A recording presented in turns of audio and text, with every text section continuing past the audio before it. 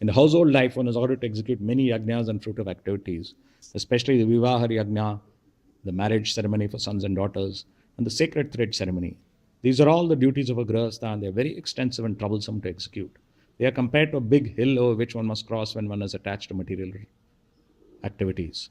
A person desiring to cross over these ritualistic ceremonies certainly feels pains like the piercing of thorns and pebbles, endured by one attempting to climb a hill. Thus, the conditioned soul suffers unlimitedly. So, we see a continuation of the negative side of Grahastha life.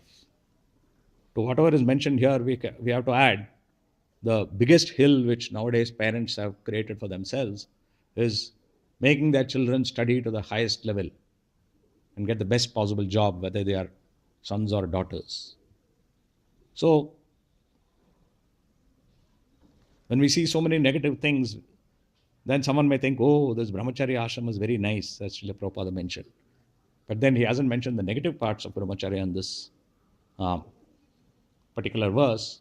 The negative parts of the remaining of brahmacharya are twofold. One is that we may feel lonely if you are always being a brahmachari. The only way you can have company is if you are living in an ashrama with other brahmacharis. And then you may have a particular kind of companionship, but you may be hankering for others. But suppose you don't, even then what may happen is when brahmacharis grow older, they're no longer so vigorous and able to do so much service, then the question becomes who's going to look after them?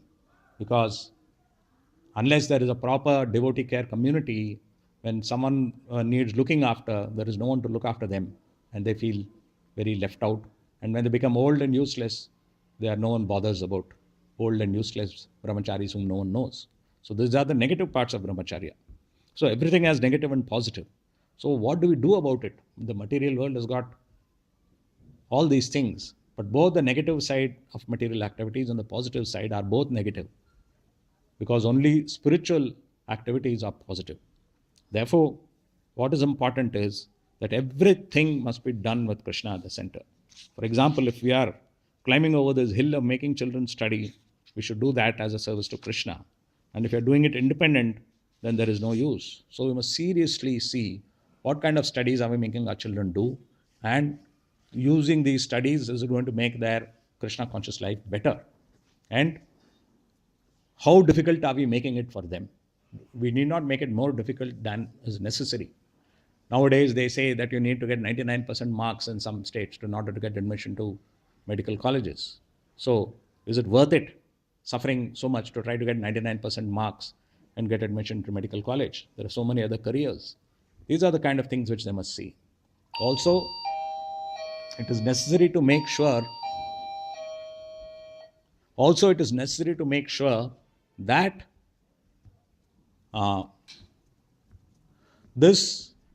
all these negative activities, the brahmachari ashram, all these, the making the children study, the vivaha yajna, and all these other yajnas which people perform, we should make sure that these activities are not done at the cost of spiritual life.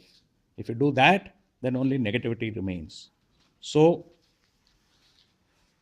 we must first make sure that the children are chanting doing their sadhana properly, chanting the 16 rounds when they're old enough, and hearing and reading and serving.